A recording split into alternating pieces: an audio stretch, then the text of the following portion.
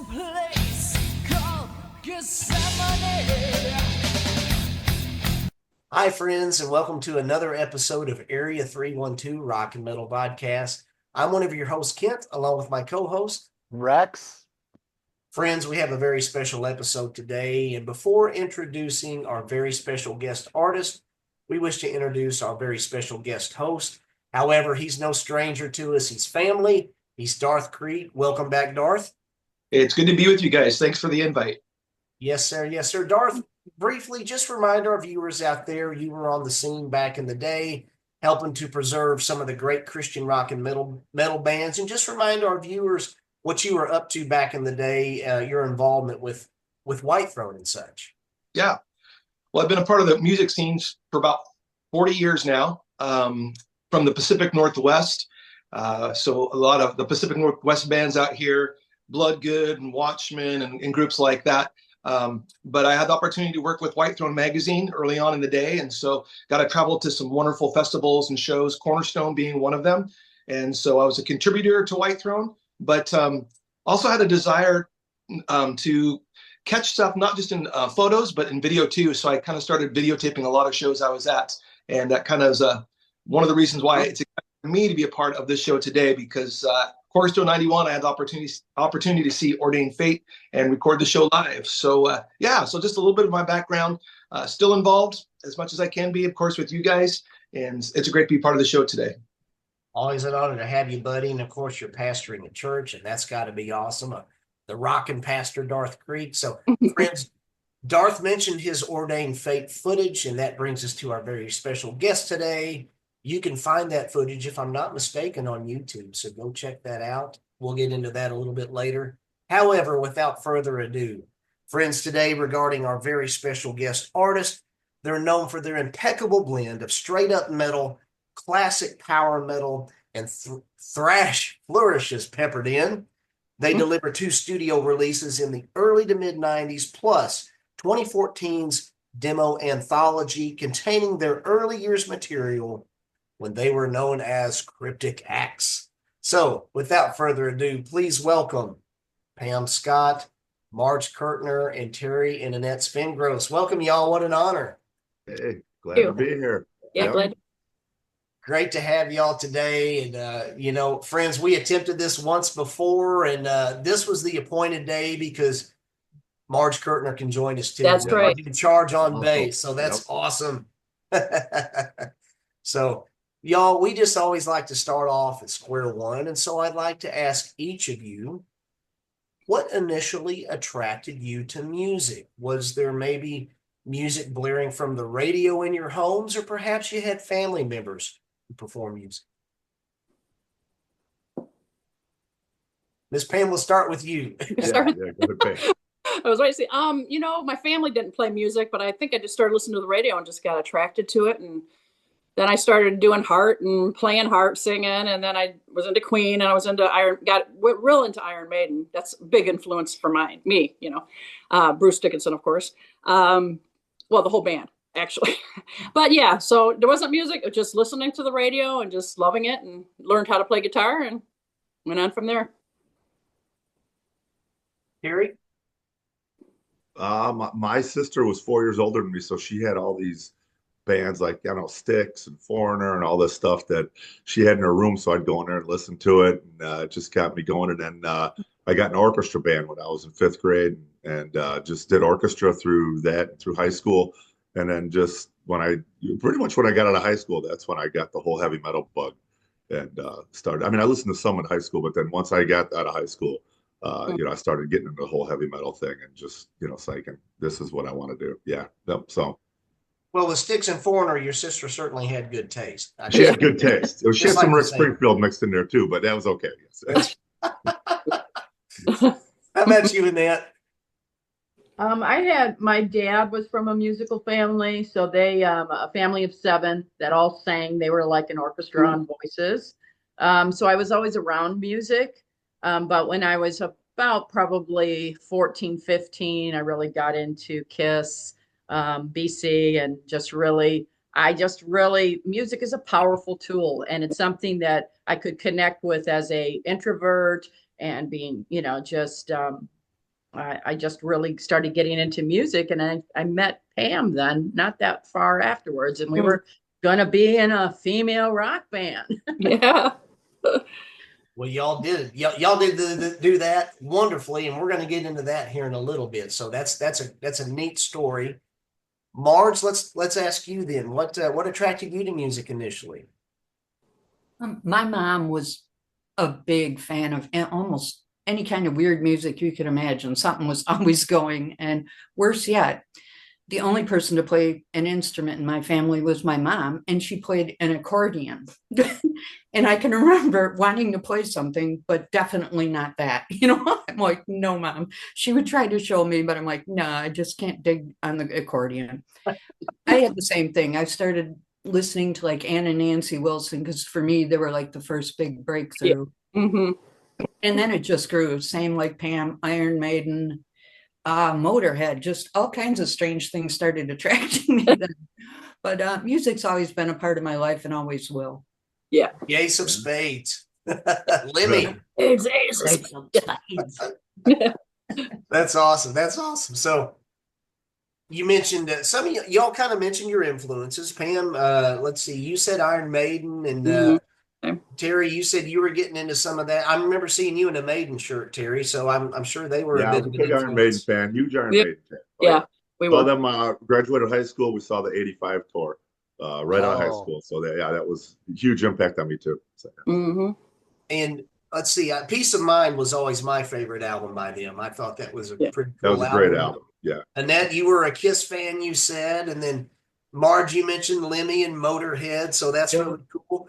Did you all, asking around the horn again, starting with you, Pam, and going across with your respective instrument?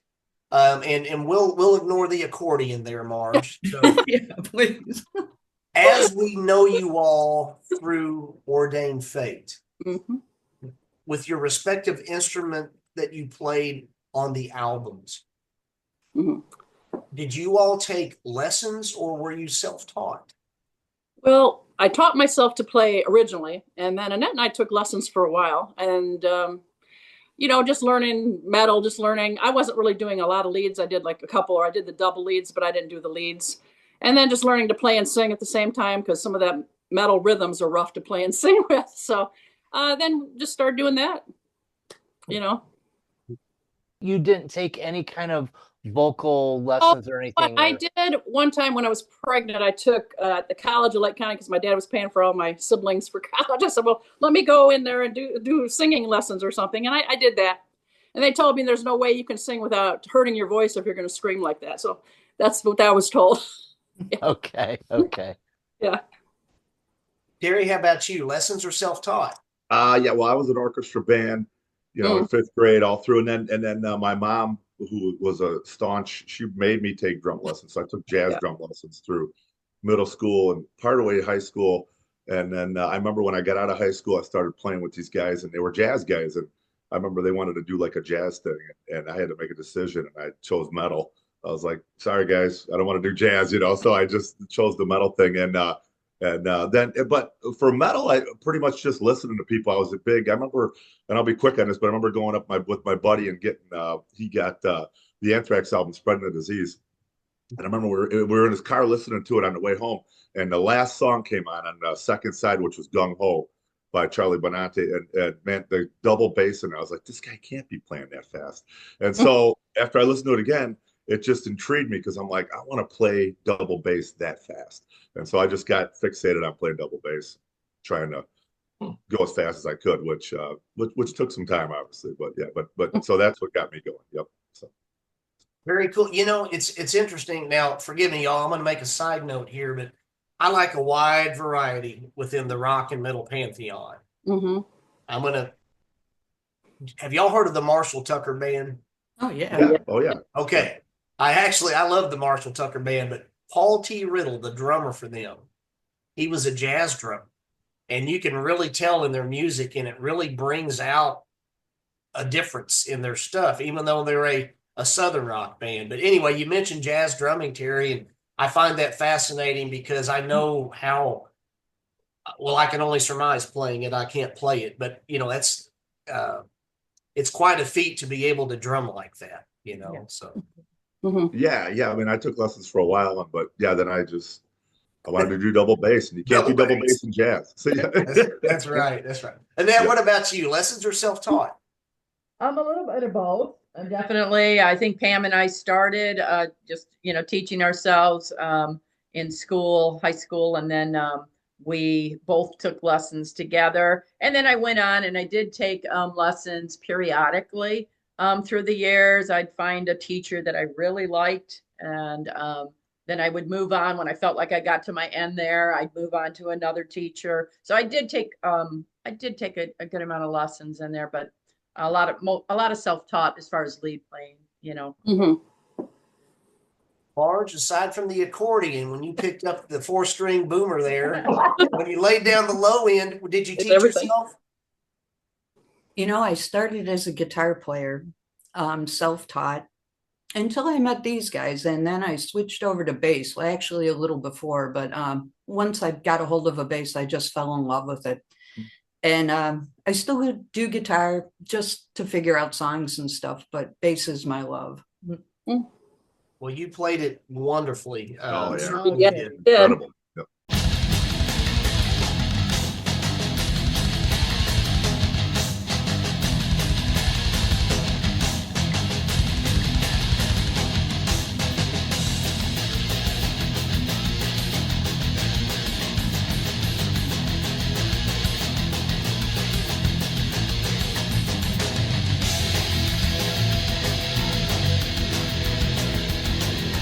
God has appointed me to tell you what to do. Make a vow, $1,000 to me, and all your wishes will come true. Let me ask about, and I'm going to throw this up for reference here, but the Cryptic Axe Days. Now, friends out there watching, this is the Demo Anthology, and it's all inclusive, and it's wonderful. And this has the Cryptic Axe material in it. And so we will get to this a little bit later, more in depth. But the Cryptic Axe Days, first of all, guys and gals, the name. Where did it come from? Is there anything cryptic about the name? The Cryptic Axe or Ordained Fate? Are you I'm talking sorry, about Cryptic Axe, the Cryptic Axe Days. Oh. Going back to Cryptic Axe. I think we just thought it sounded cool, Yes, right? right, Yeah. Yeah. Kind of like Def That's a Leppard or something, cool name. right? You just Cool throw name. it out and see what sticks. Yeah.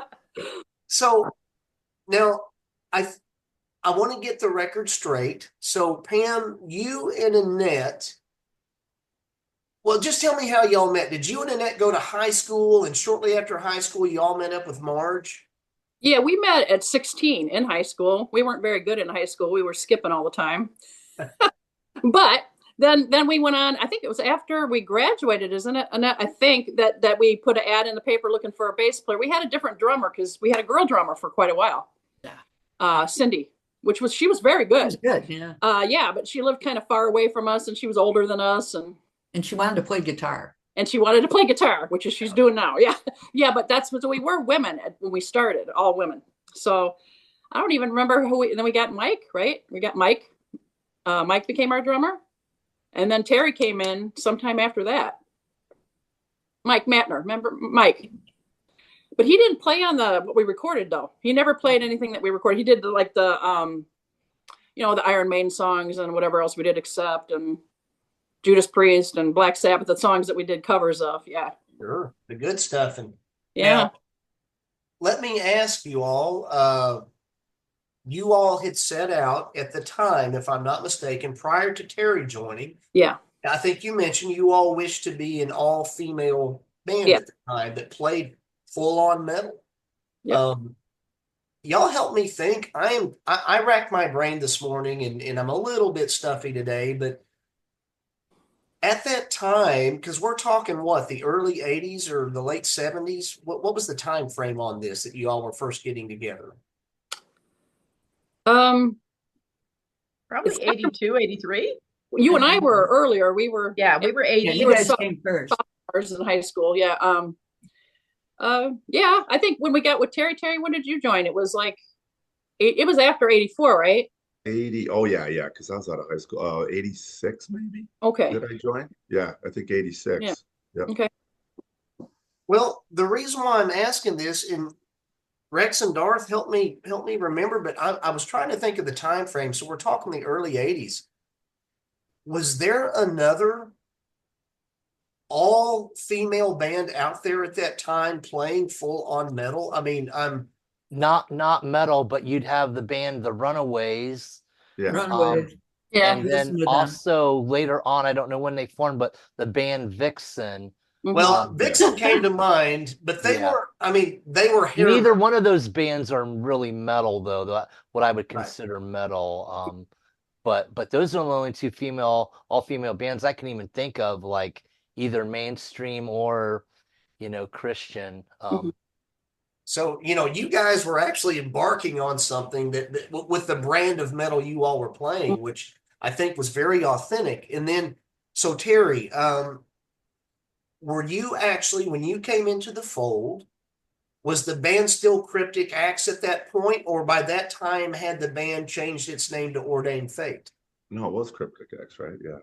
No, it wasn't No. Ordained Fate yet, I don't think. Yeah, because when I came in, I had a buddy who played bass, and they, this is before the internet, so they had put an ad, Annette and Pam ad for a bass player, because I think Marge, I don't know the history, but I think you had left, obviously, Marge, because they were looking for a bass player. So my buddy Scott tried out, and I drove him there, and I remember he tried out and he got it, and I told him, I said, hey, if the drummer ever quits, let me know. And I think a week later, the drummer We quit did. after being with him for like years. So I tried out and got in, and then but no, I think we became, I think Ordained Fate we became once we all became Christians. So as we renamed it Ordained Fate. Yeah.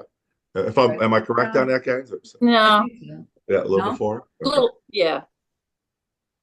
Because we tried to do a cover band, but the thing I liked about Pam and Annette, and then when Marge came back in, was they wanted to do originals, and that's what I wanted to do too. I really didn't want to do a lot of copy stuff. I wanted to do originals, and so that intrigued me too.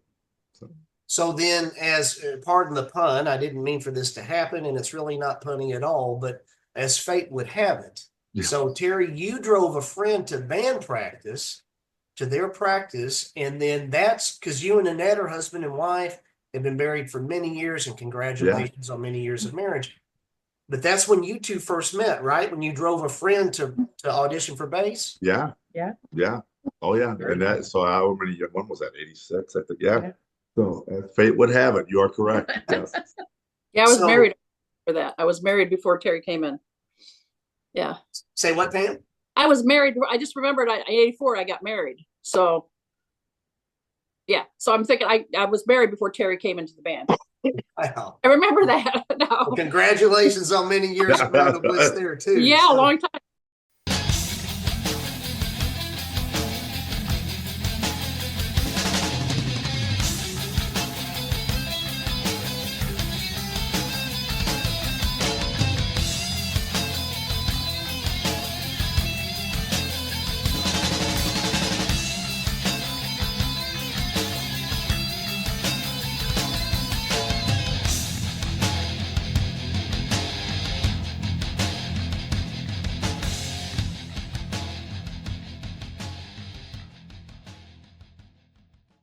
Ordained Fate, the name. I've always found it very intriguing. And I think so, Terry, when you were talking about it, I think there was a little bit of like, what prompted the name change from Cryptic Acts? Why did the band say, hey, we want to change our name? Did you all just want a new start with some new members? And then my next question was going to be, because wasn't it changed just a little bit prior to everybody becoming Christians? So fill me in on the story, gang. I think you know that better than me. I don't know, Marge, do you remember? Marge was a Christian before the rest of us. Yeah. Yeah. Yeah, and then I came and then you came, Annette, and Terry still wasn't a Christian. Yeah, So I think we picked a name though after we all were. I'm not I think sure. you're right, because you know what I think it was too. I remember because we couldn't stay away from each other. Like one person would leave, the other person would leave, then we'd all come back together. We were ordained fate. We were destined to be together. God had us together for a reason. And I think that's why that was one of the reasons we chose It was. Yeah. Now, Marge, I have a question. So you became a Christian first. Yeah. Were you kind of wondering, hey, is this gonna work? These other guys aren't. Did that not bother you at all? Did you think, well, maybe I can kind of just witness in my own way to them and maybe they'll eventually become Christians? I'm curious about your thoughts about that. Were you concerned about being the only Christian at that point in the band? I wasn't really, because it's like deep down I knew they were all too, even though they just didn't know it yet. We believed in God. We weren't walking for God. Right. Yeah. I just knew, Mhm. this was going to work. This is how it's going to work out in the end. But I think in the beginning, though, everybody kind of thought I was just like a little nuts, Yeah. Oh, brilliant. Brilliant. Okay. Well, Just curious. the Bible does say that when we're Christians, we are peculiar people. Yes. So, Yeah. Chosen generation. Yeah. we're all nuts in a good way. So the world doesn't understand us. So kind of piggybacking then Marge and Pam and Terry and Annette on what Rex was asking, I'd like to ask each of you, if you don't mind sharing a bit from your personal journey. Marge, we'll start with you this time, and then we'll go to Pam and move down the line. What was going on that initiated everybody to look to Christ and to begin their relationship in earnest with him? I started at 12 years old. I can remember going to a Ben Franklin store we had here in Wisconsin and buying a Bible. And I started reading it, and it was over for me then. It was just over for me then. That became my life. And even though I had periods, you go in and out a little bit, I just never got away. And I didn't want to get away. So. Miss Pam?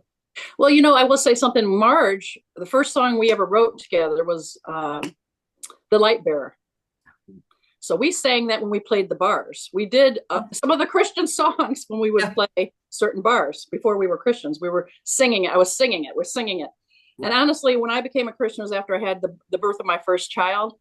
And I remember, just looking at her, and we were broke up at that time too, I think. And we got back together sometime after that. But just looking at her, and my situation wasn't like I was down and depressed. Mine was like, I've got to be the right parent for this child. I've got to be the best mom I can be.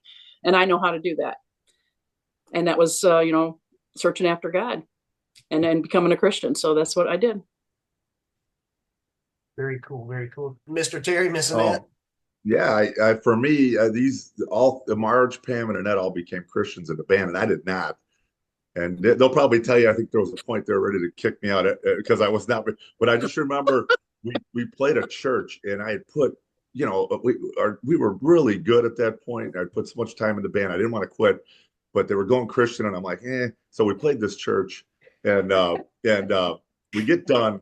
And this kid comes up and he's like, "Oh, that was great. You guys are Christians." And man, I just remember not being a Christian. I just felt condemned because I'm like, I'm not a Christian. And we're playing churches, and this kid came up to me, and I just remember it really just affected me. And then there was a local band at the time that we played with at that show called Contender. And this guy named Dave Mobile, who became a pastor later too, and he wanted to go over drums together. He played drums, and he came over to the house, and we were messing around, going over drum stuff. And I remember he just looked at me and he goes, "You're not saved, are you?" And I'm like, "No." Right. So then at that point, it was just, how, the seeds are planted, and Dave got to harvest the fruit, man. And he just was like, "Well, let's pray." And I just remember he prayed for me, and that was it. I was like, wow, okay, I'm ready to, go full into this and stay in the band and become a Christian and become a Christian man. So, yeah. That's wonderful. And, it's neat, Terry, hearing that, because the Lord used a child to look at you and to prompt you in that direction, Oh, yeah, exactly. Yeah. That's pretty awesome. Miss Annette, how about you? I grew up, my dad's family were all Christians. So the seed was there. I was forced to go to church when I was really young. So I was like kind of very rebellious, like, I'm not going to church. But the seed was there. I think I got actually probably saved at a neighborhood child, evangelism type meetings when I was 7, 8, but really lived rebelliously until I was about 24. And really, Marge was very instrumental in my journey back to the Lord because she was like coming back and sharing Jesus with us. And really then my conversion was very radical though. I was with Terry at Labor Day parade, 89, and his friend that we used to all do drugs with came up. He was radically saved, came up, gave us his testimony in about 30 seconds. And I remember I was glued to the man because, you know, the spirit of prophecy is the testimony of Jesus. So when he was sharing what Jesus had done in his life, literally, it was like God grabbed a hold of me. And that night I had an extremely radical encounter with Jesus Christ. I woke up like, oh my God, who are you? And grabbed a dusty old Bible that Marge had given me on a bookshelf. And I was like, who are you, Jesus? And I've been wrecked since then, just wrecked, you know, so. Very cool. There's no higher high than the Most High, right? Amen. Amen. That's true.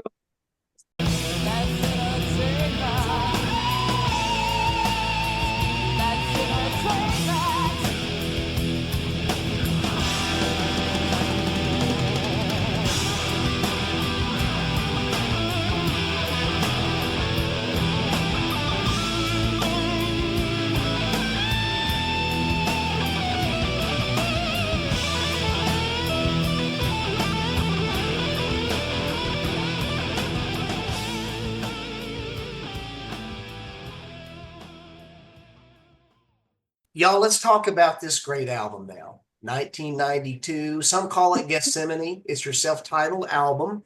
Now, Wonderland Records. So we've had this conversation with some different artists before, and myself growing up, and probably Darth and Rex. There were two album labels that if you saw a band on their label, you knew it was going to be quality. One of those labels was Pachyderm Records. The other was Wonderland Records, and you all were on Wonderland Records. This album did not disappoint. My question is regarding this: how did you all find your way from your demos onto Wonderland Records? Honestly, I was talking to someone from Frontline at the time, and we actually they met us at the airport. And then for some reason they decided, I guess the way we dressed, because we were, you know, not like dressing like women. They said, yeah, you don't look enough like Vixen. We don't look like Vixen, yeah. So we went back, and then he felt bad about it because he really liked us. I can't remember his name, I'm sorry. And he got us on a new band stage at Cornerstone. That's how Caesar actually saw us or heard. He had already knew about us, I guess, because he was in the area, but he heard good things from that, so. Was it Jimmy Kempner, by the way? Could have been. It was a long time ago. Sure. So Caesar Kalinowski saw you all play then at Cornerstone. I don't know if he saw us play, but he heard of the buzz of us playing. Right. I else don't think he saw us. Yeah, I don't know. Yeah. Okay. So I'll tell you somebody that I know that did see you guys, and that's our resident pastor, Mr. Darth Creek. So Darth, you were there at Cornerstone 91. Tell us about, I mean, I think it's so cool that when our friends have seen these great classic bands live, tell us what you saw on Ordained Fate. And I know you recorded the footage. Yeah, thank you. All about it, Darth. Yeah. Well, I was working with Whitecross at the time as a photographer mostly. And over the years, I just done so many pictures and submitted them for the magazine and to use. And I thought, you know, I could bring a camera. I mean, Cornerstone is just this great family feel. There's no one there saying, oh, you can't record these bands, you can't take pictures. So I just set up a video camera and just let it record. It's interesting. I don't remember anyone else on the new talent stage that year. I just remembered the buzz of Ordained Fate. They had been featured, at least one write-up in Whitethorn at that time, I believe. And I think it was, and then Heaven's Metal maybe. Yeah. And Gospel Metal, I think maybe were some of the ones that had done some. So that was the buzz. And being from the Pacific Northwest, you know, you hear these things. It's like, man, I'm going to be there. Ordained Fate's going to be there. So they're the only band I recorded from the new talent stage that year because they're the only ones I was really interested in. So, you know, it was awesome, amazing. I was stunned that Pam was playing and singing pregnant. Yeah, so I don't know months you were pregnant. But I was like, it was so hot. Anyone who knows Cornerstone, especially the location they were at that time, known as the Cornerstone Farm out in Bushnell. I don't know if I'm pronouncing that correctly, but it was just hot, and humid. And Pam was playing and singing and full on pregnant. I was just like, wow. And they sounded amazing. And so it was so cool. So yeah, no, loved it. I wish the set could have been longer. I don't know. I want to say like 30 minutes, 35 minutes, maybe. Yeah. Fast. It went by quick, but they sounded great. And it's no surprise from the buzz from that show that Wonderland came knocking. And yeah, no, but it was a joy for me to be able to know or be able to go see them because I'd known of them or heard of them previously. Never owned the demos myself, but no, yeah. So it was great, and I have that footage. And I used to share the footage with different guys from White Throne or different guys in the industry, and so that's how. If the footage is out there, it's because I shared it with somebody and they put it on YouTube. I don't have a channel, so but I just recorded it, and then it just all of a sudden appeared out there. So yeah. And I'm glad that other people can enjoy it because I think a lot of people in those days, they didn't have a chance to see you guys live unless they lived in the Midwest or attended a festival. Us up here in the Pacific Northwest, I mean, we're on the tip up north and out in the West. And so it was really cool for me. So I really enjoyed getting to see you guys live. Yeah. And we thank you for recording it. That's right. Yeah, we do. do. It was nice. We didn't nice even know it was out there. We were shocked. We're like, oh my gosh, was like somebody 6 months recorded it. ago. That's cool. And we're like, hey, look at that. The whole thing. Yeah. I was like 4 months pregnant then. I was quite big, but it was with my second child. Yeah. So here we are all these years later, after Darth recorded that, you might say it's ordained fate that we're here. There you go. Now. So Miss Pam, was your baby born a rocker? That one, no. My first one was. My second one, no musical ability whatsoever. He was good with sound equipment and stuff like that, but no, he didn't. Dylan, no. It was my son. He was a big boy. So, y'all, Ordained Fate has performed with Believer, Sacred Warrior, I believe Bride and One Bad Pig, The Crucified. So, back in the day, were you guys busy gigging out quite a bit? Yeah, I would say so. Yeah, I think the Crucified show was like, I forget, there was a church in Minnesota that had heard of us and they invited us to come open up for the Crucified. And so once we did that, it just kind of opened up the scene for being able to go play at other shows. And Sacred Warrior was not far from us. They were in Naperville. So, and at the time they had opened up a venue in Elgin. Remember that venue in Elgin? Yeah, they opened up a Christian venue in Elgin. So we kind of became the opening band for quite a few bands that came through there. I remember we'd get called, hey, you want to open up? Yeah, okay, we'll come open up for Bride or Sacred Warrior. Yeah, so that was actually pretty cool. Yeah, we had a big show at the Navy base, and I think Judson College had shows at the time too. That's where One Bad Pig played. Yep. Yeah, so, Jesus People. Yeah, Jesus People. Yeah, Jesus People, Glenn Kaiser, and that whole group. Yep. So. Well, regarding your gigs and playing out and stuff, were there any Spinal Tap moments, maybe especially funny moments that stick out with you, or maybe moments of genuine ministry? Tell us a couple stories if you can. I'd say the one gig mixes both of that. That's there was you guys might know, I don't want to do all the talk. You guys can talk too. There was a zine in Michigan that I can't remember. It was a small the Ice Pick. The Ice Pick. The Ice Pick. Ice Pick. Ice We Pick. played this place called the Ice Pick. Yeah. And it was the owner was a heroin addict, and he had invited us in, so it was not a Christian venue. And I just remember we got there, and the one guy goes, "Yeah, if they don't like you here, they throw water balloons full of urine at you. So hopefully you guys can play well." And you guys remember all that? Yeah, just play. Yeah, it was something. Yeah, it was a hole in the ground. Yeah, that big hole in the floor. You could actually. Yeah, you could actually. Yes. Yeah. But it was probably the funniest thing, but it was also a ministry opportunity because we got to play out in front of these people, and we were praying with the owner and talking with people. So for me, the Ice Pick was definitely memorable. Who was the guy who played there that was pop? JJ, what was his name? G.G. Allen had just G.G. played there. Allen, Yeah. the week before or something. Yeah. Yeah. So, Yeah, say no more with DG. yeah, I know. Yeah. No, we got this show.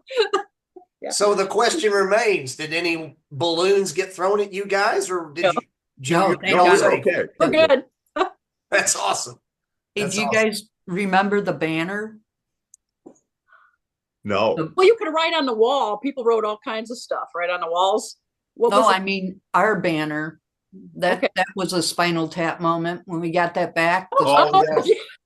yeah. Oh yeah. Let Marge tell that one. Well, go ahead, Pam. This Oh, is go Yeah, for but it, I don't know Marge. who has it because we laughed.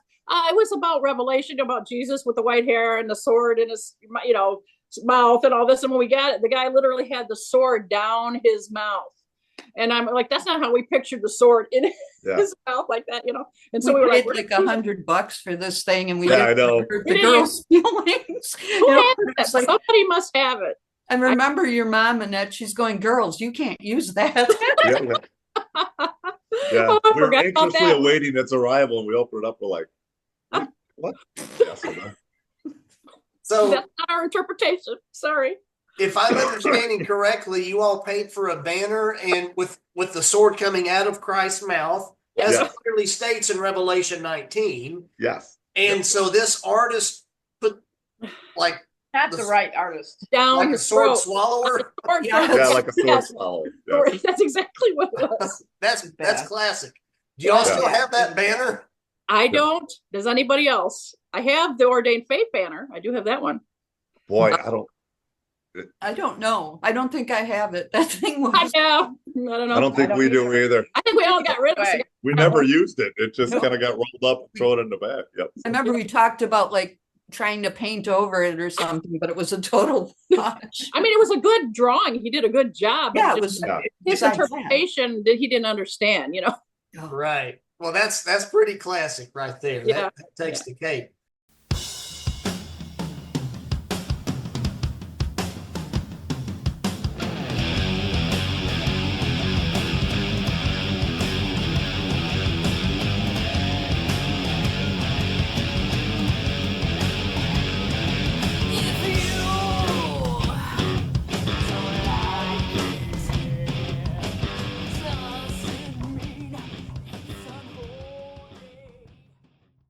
You all blended elements of classic and power metal.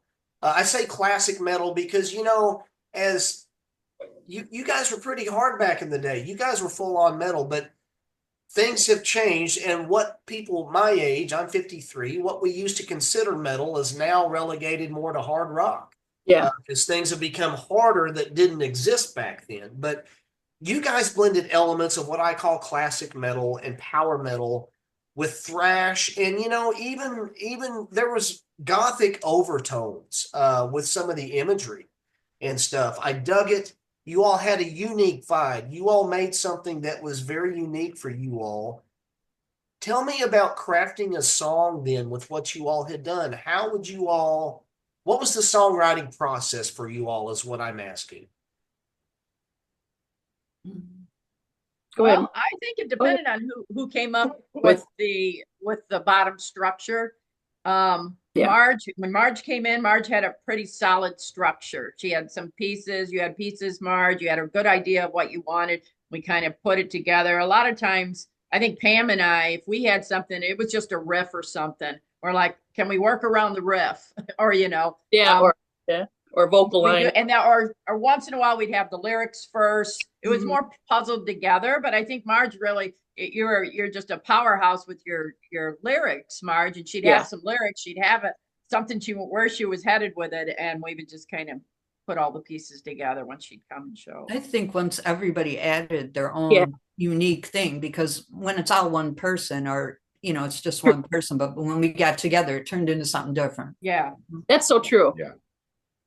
Like on my solo project, when I did that, Terry played drums, Marge played bass, but Annette only did 2 songs. And when you hear those 2 songs, you hear Ordained Fate. It's the strangest thing, It's like when we're all 4 together, that's everybody putting their part and made us the sound we were, right. Yeah. Yeah.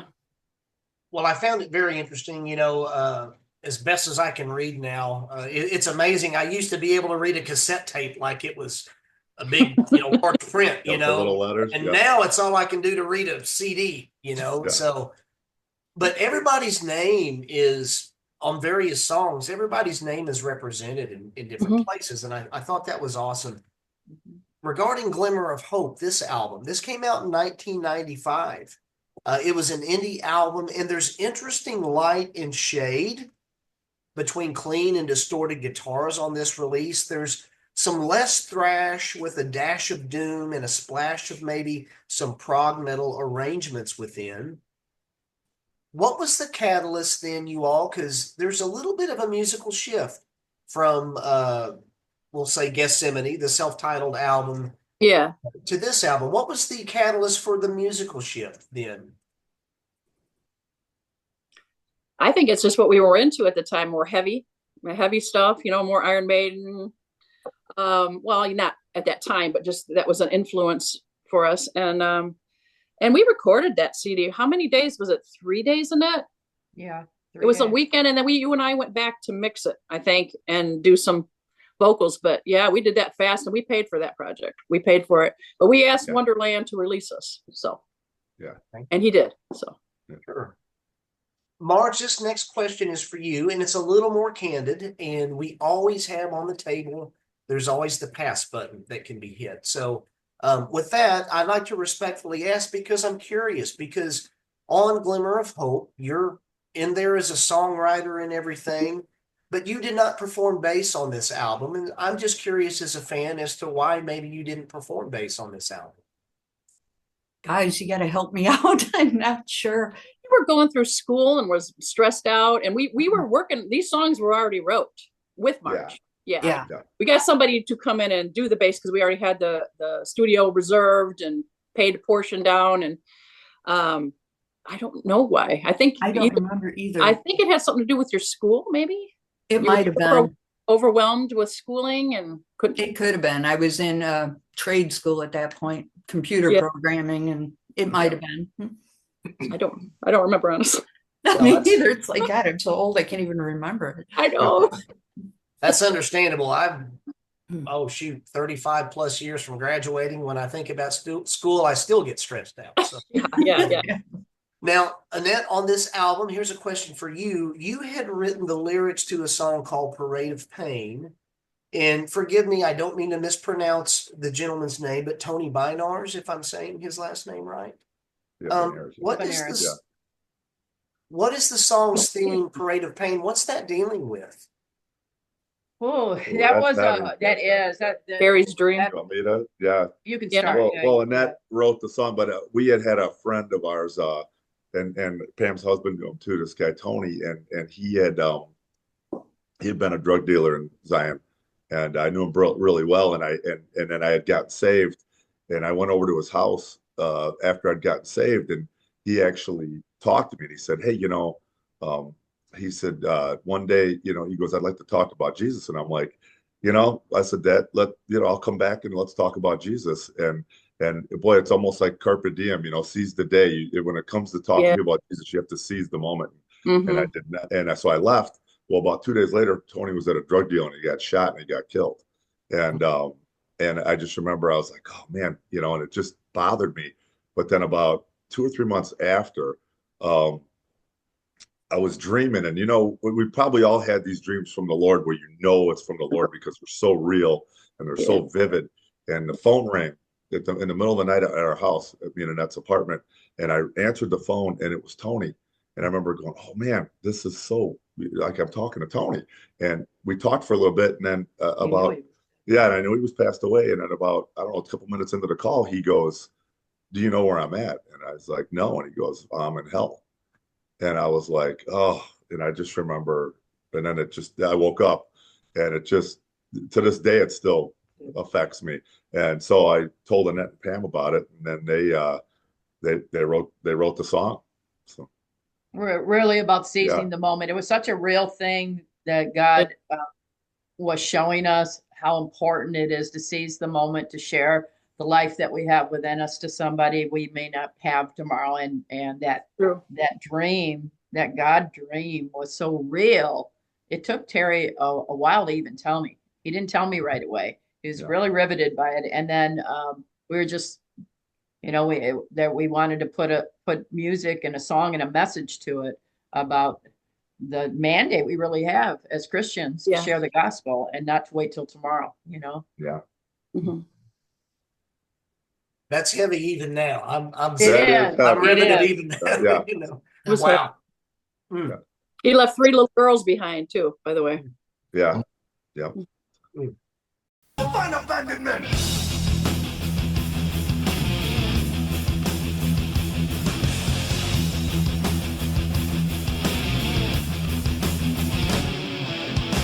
Our culture was built on the word of God. Now it looks like one big facade. Terry, your lead vocal debut Yeah. comes on this album, Divine Abandonment. And, you know, it reminds me, and I mean this as a high compliment, I'm reminded of a little bit of the pathogenic ocular dissonance era of Tourniquet with you singing the lead Oh. on there. Did you, I know you had written the lyrics to that one. Did you intend to sing that one, or did you have to be persuaded to make your debut for that? Boy, I don't know, Pam. I know. Waited. Were I you probably gonna said sing sing. it, I Pam? probably I'm not sure. I was always looking for somebody else to sing a song. Give me a break. Yeah. You know? Yeah. Yeah. But yeah, no, I thought it sounded good when he sang it. We like to let Terry sing it. Yeah. Yeah, I just know when we after that song came out, when we played live, Pam would be like, "Let's do that because it gives me a break from having to sing every song." So I was like, "Okay, that's fine." Yeah, so I would wind up doing. We wind up doing that song. Yeah, but yeah, that actually came out of Romans chapter 1, the divine abandonment. Yep. So Paul talking about everything in Romans chapter 1, and I remember reading it, and I was like, "Wow, that reminds me of today."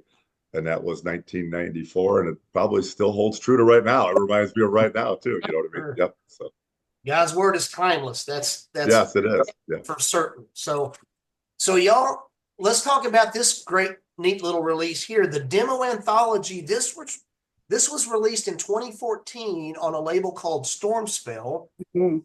I am unfamiliar with Stormspell, I'll be honest, but boy, what a great little package here. Yeah.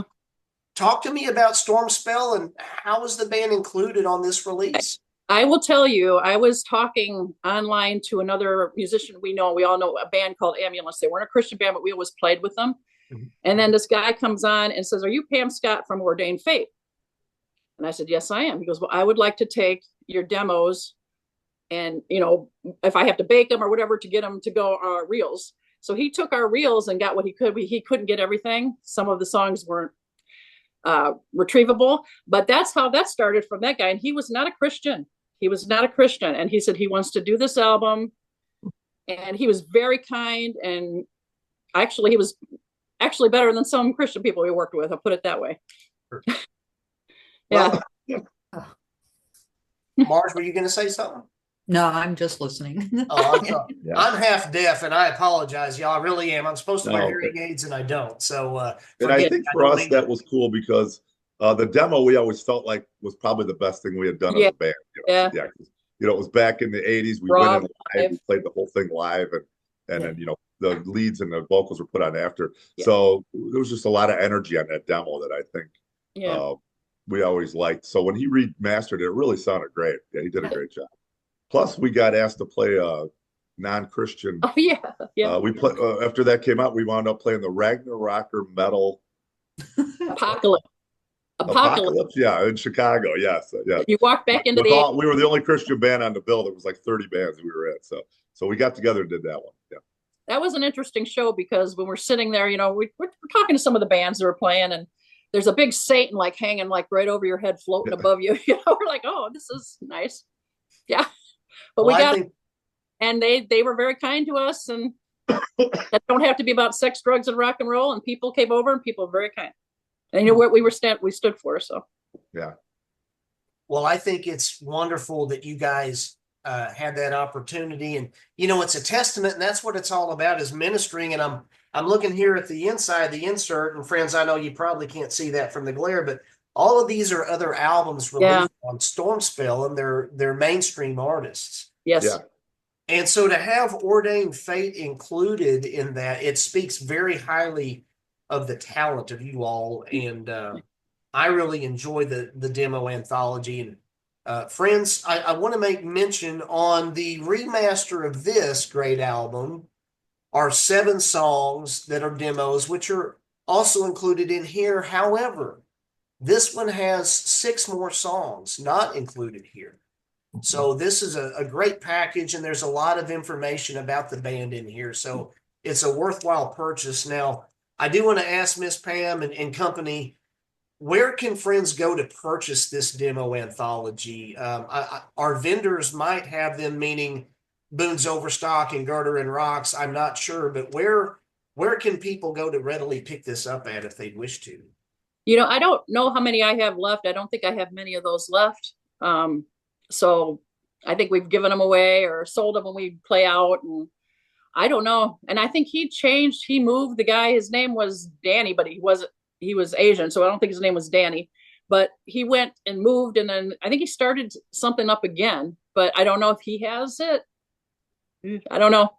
We don't have like being able to get any more of those. Darth, did you have a comment or question, Darth?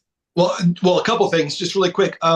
Girder, or it might be Girder, has 1 copy, but it's the price on it because it's so rare. But I'm pretty sure the last time on the Girder music, he had a copy. Okay, I think I gave him a bunch of stuff, or sold him some stuff, and when he did the other thing, yeah. Yep. So I'm pretty sure on that. I had a question about Glimmer of Hope really quick. On that one, you guys did that yourselves. It was an independent release.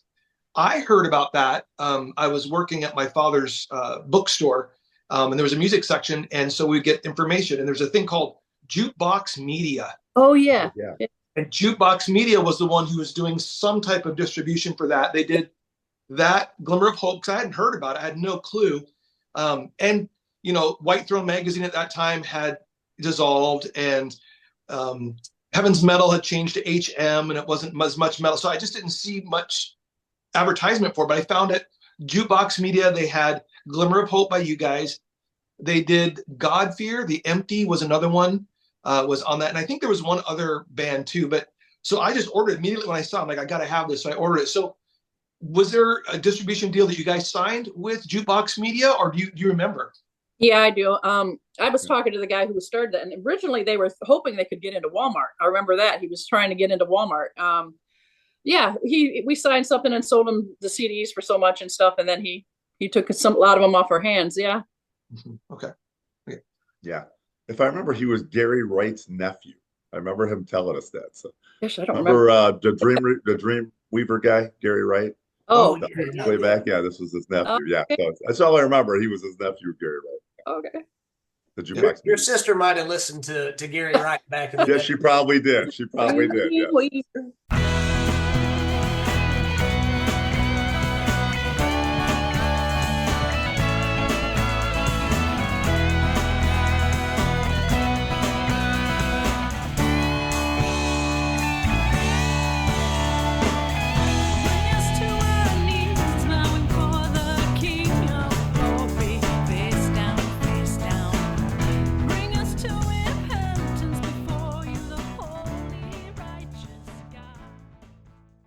Let's talk about this. It's still a family affair here. So, Pam, I think it was 2012, you released the Pam Scott project. And, and what a beautiful little, it's just kind of laid out beautifully in here. I really like the layout and the art. But Terry plays the drums, and then there's Annette who does guitar on a song, and Preaching on Now Is the Time, and Marge, you're playing the bass and the cajon. And if I'm not mistaken, play the tambourine. I was all excited about that. Yeah. Don't forget the egg. The egg shaker. There you go. What happened with that particular thing? Well, yeah, I didn't talk to Marge in a while, and we caught up, and I said, yeah, I've been writing all these, I'm a worship leader, so of course it's changed a lot. I do some of those songs still at worship, but and Marge is like, yeah, you know what? I've been messing with recording. I've been messing with this stuff, and I'm going to start recording. I'm like, well, hey, do you want to try to? So what it was going to be is me go sit down and just do an acoustic thing. That's what it was going to be. And it just evolved into much more because that's the way we think, I guess, And then I got Terry, and then Annette was really busy at the time. I wanted her on all of it. but she could only do a few songs, which I was so thankful she did. And then I hired Rex Carroll to do. He did like four or five songs. Yeah. Yeah. So, Rex Carroll, I was glad you make mention, Rex Carroll, Friends of Whitecross, he's playing all over this. And so, Yeah. and it does, Miss Pam, this has an acoustic base to it. And then there's a little bit of a, maybe a proggy artsy flair to it as well as things continue. Well, let me ask first, do you have any of these left? I do have some of those. Yes. I'm just now giving them away. I'm just giving them to people I meet. Here, I take that. Here, take that. Here, take my. If friends would like to purchase one I like it, or inquire about it, at least where's a good place for them to do that? I guess where I'm living now, I'm only living temporary where I am now. We're getting ready to move to Tennessee, but we're building a house there now, and I'm living with my mom. Maybe on Facebook, you have a Facebook account they can message you. Yeah, or good on the Ordained Fate site, because I can get on that too. And if I see that, I can try to get stuff to people. Yeah. Yeah, you can post it on there. Yeah. Well, go ahead and say out loud what the Ordained Fate site is where they can message you. That's Facebook, right? Yeah, Marge, what is it? It's just Facebook and Ordained Fate. Yeah, because she set it up. You're the administrator, and then yeah. Gotcha. Well, friends, I will post in the link below. I will post the Ordained Fate Facebook page. I want to give a shout out here too, because Marge recorded everything and mixed most. Yes. Yeah, I didn't know what I was doing, and I know a lot more now. I could do justice if I did it again. She wants to do it again. Yeah, we want to do an Ordained Fate. It sounded great, Marge. You did good. Yeah. It's nice and crystal clear, but Marge, that brings me then to my next question, and we'll start with you, Marge, and go around the horn. Currently, what are you all up to today? Now that Ordained Fate, is kind of on, it's from the past now, but what are you all currently up to? Any music or ministry? And Marge, I know you have a studio. I've been doing some stuff under the name Pain Scale, and it's more just chill music. But also as a band, we've been talking about another project together, which would be really great. And it's just a working title called The Last Call. Mm-hmm. So I'm hoping we'll get together and maybe be able to see this come to fruition. Yeah, me too. Is there a place where people, Marge, could investigate Pain Scale? Is there an address? Is it Facebook? Online? Yeah, it's on Facebook and YouTube, I think. It's YouTube. On Spotify. Okay. I will try to, friends, I will put that address in the description below too. So, Miss Pam, currently, what are you doing today? I wanted to say something about the CD too. You can go on YouTube and listen to it. Somebody put all our stuff on YouTube. We never did. So somebody put that on there too. So that you at the Pam Scott project, so you can go on YouTube and you'll hear every song. I'm a worship leader at the church still. That's what I'm doing, music every week. Cool. Terry and Annette, how about y'all? We were doing worship with Pam for quite some years, at the church, and then me and Annette stepped down as pastors. And right now, no, I had been in a Christian band called From the Wreckage for a little while back, and there's some stuff on YouTube if you want to see. And that was fun. Some different people. Bob Goss was the bass player, same guy that played on Glimmer of Hope. So, but recently, no, we haven't been playing or really doing a whole lot. Yeah. Just worship leading, and I play music. We work with adults with special needs, adults with disabilities. So we run a nonprofit for adult day programming, and so we incorporate music massively into that. It is faith-based, so we're able to do live worship with a very fun crowd. Oh, that's great. I want to ask really quick, when we had the opportunity the last time to talk for just a little bit, did you all mention to me, was there an unreleased album that you all recorded with Rex Carroll? Yes. Yeah. Living Stones, yes. Living Stones, and I have one copy of it. I gave Annette a copy I found, or the sleeve I found. We did it independently. Again, we were burning them I don't even know what that was called now, Ginkgo or something. They were burning our CDs for us, and we did the sleeve and everything. It was a worship with two other people. We had another, a pianist, and we had another man that sang, and he was great, bluesy, very bluesy voice. We split the singing, I would say, pretty much. Yeah, well, I love that CD, but it's like, we don't know how to, get any more of them, put it that way. Yeah. Well, that's pretty interesting. That's interesting. So y'all, we're nearing the end of our episode here, and I'd just like to ask at this time for each of you, if you all could make a brief statement to leave a lasting impression with your friends out there, what would you wish to tell them? Wow, that's heavy. That's good. Whew.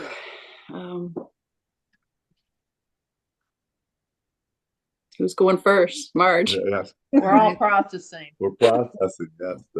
Process so lasting quick. impression. Yeah. Stay with the truth, people. That's all you can do. Don't ever let go of the truth. Yeah. Hang on to God. He'll never steer you wrong. Jesus will never steer you wrong. No, never. No. And that's what I'd like to leave people with, because in this world, things are changing so fast and everything's almost doing a 180 and capitalizing. So just hang on to the truth. Yeah. I agree with everything she said. Just hang on to the truth and show your light. Show them that there's, hope out there. Love deeply. Show God's love everywhere you go. Yeah, just recently my mom has been in the hospital, so it's been rough over here, but we're handing it on. She fell and broke her arm and needs surgery and stuff. So I'm at the hospital and we're praying for her and stuff. So just show people where your peace lies.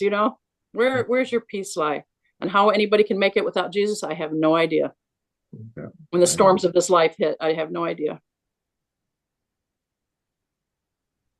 Do you all feel in this day and time that we can really see the Lord's prophecy coming to fruition with the way the world is turning? I feel that way. Yeah, I do too. And I just feel like, especially with, everything we just went through with the elections, and I think I was just shocked that, I guess I shouldn't be with the climate of our country, but me and Annette being pastors for 11 years and just being a Christian too. And I know Darth, you're a pastor, but there's, we're just visitors here. You know what I mean? Our kingdom's up above. Our kingdom's our king is Jesus. Our kingdom is with him.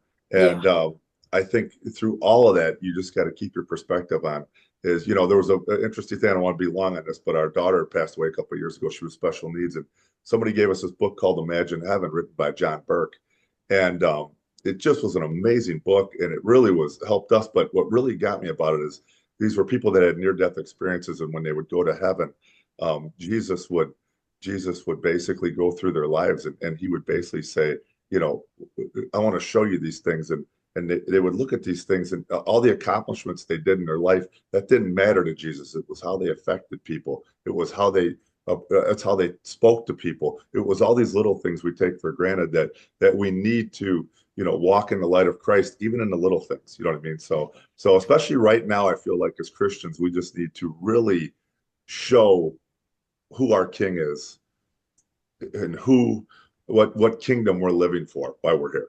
So.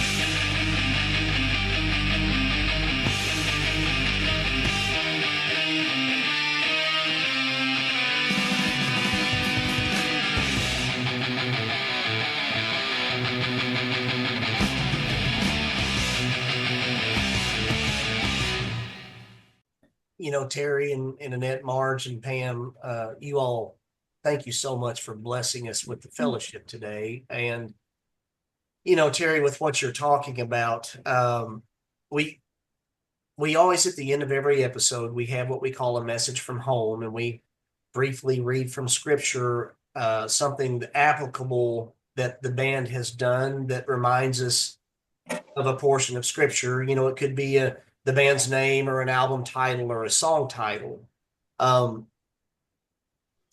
today's message from home, it comes from 1992 self-titled album, the song No Death.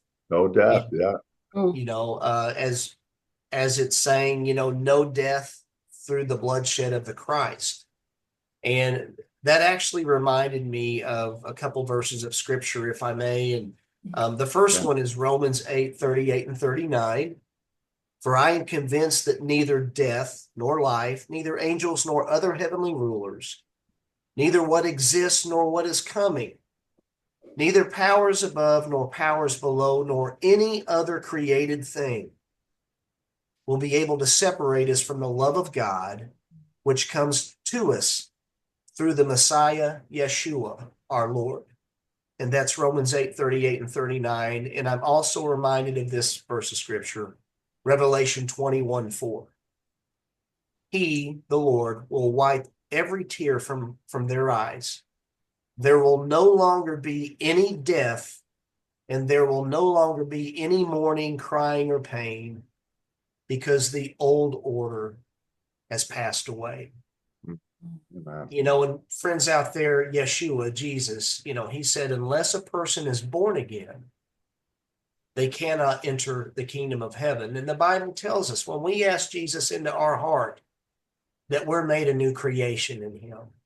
And Jesus, Yeshua, he told us in Revelation 21:4, the old order has passed away. We are in the old order now, and everything here is passing. But Jesus also told us in his word, take heart, I have overcome the world. Yes. Amen. And boy, what a, you know, what a beautiful promise. Yes. Amen. So, friends, we're seeing the old order passing away right now. Yeah. And we can give thanks and praise to the King above kings and the Lord above lords, King Yeshua. Amen. He's defeated the adversary. Yes. He's defeated hell. He's defeated death.